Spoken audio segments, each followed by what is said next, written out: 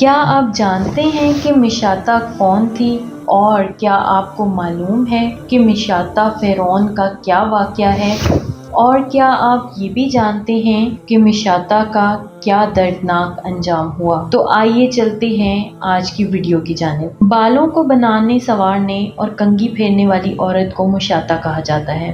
فرعون نے اپنے اہل خانہ کی خدمت کے لیے ایک مشاطہ رکھی ہوئی تھی۔ آج کل کی اصطلاح میں اسے بیوٹی میکر کہا جا سکتا ہے۔ فرعون کے اہل خانہ کی مشاطہ فرعون کو نہیں بلکہ اللہ تعالیٰ کو اپنا رب مانتی تھی۔ معراج کے موقع پر ایک جگہ رسول صلی اللہ علیہ وسلم نے بڑی خوشگوار مہک محسوس کی۔ آپ نے جبرائیل سے پوچھا، جبرائیل یہ کیسی خوشگوار مہک ہے؟ حضرت جبرائیل علیہ السلام نے بتایا کہ یہ فرعون کی بیٹی کے سر میں کنگھی کرنے والی خاتون اور اس کی اولاد کی خوشبو ہے۔ رسالت صلی اللہ علیہ وسلم نے پوچھا، اس خاتون کا کیا قصہ ہے؟ حضرت جبرائیل علیہ السلام نے بتایا کہ ایک دن وہ فرعون کی بیٹی کے بالوں میں کنگھی کر رہی تھی، اچانک اس کے ہاتھ سے کنگھی گر پڑی تو وہ بے ساختہ بولی، بسم اللہ۔ فرعون کی بیٹی نے اس سے پوچھا، اس کا کیا مطلب ہے؟ کیا تمہاری مراد میرے باپ کے نام سے ہے؟ اس خاتون نے جواب دیا، نہیں بلکہ میرا اور تیرے باپ کا رب اللہ ہے۔ فرعون کی بیٹی یہ سن کر کہا، میں تمہاری یہ بات اپنے باپ فرعون کو بتاؤں گی۔ اس خاتون نے کہا،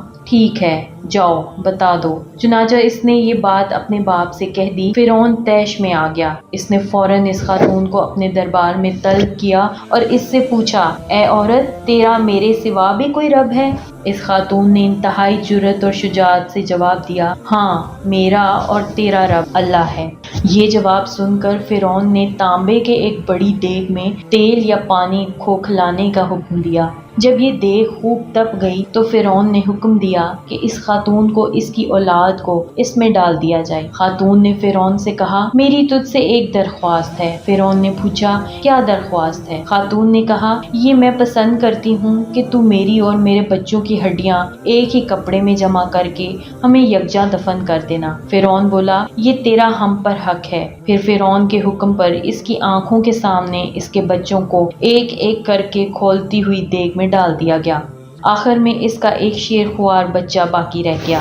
اس خاتون کو اس بچے سے بے حد پیار تھا۔ وہ اپنے بچے کی وجہ سے جھجک کر ذرا پیچھے ہٹی تو وہ شیر خوار بچہ بول اٹھا، اماں جان، بے خوف و خطر اس میں کود جائیے، بے شک دنیا کی سزا آخرت کے عذاب کے مقابلے میں کہیں ہلکی ہے۔ چنانچہ وہ خاتون اس کھولتی ہوئی دیگ میں بے خطرہ کود پڑی۔ اس طرح کی مزید معلوماتی ویڈیو دیکھنے کے لیے دیکھتے رہیے ہمارا چینل معلومات۔ میرے چینل کو لائک، سبسکرائب اور شیئر کرنا مت بھولیے گا اور ساتھ ہی ساتھ بیل آئیکن کو دبا دیں۔ شکریہ، اللہ حافظ۔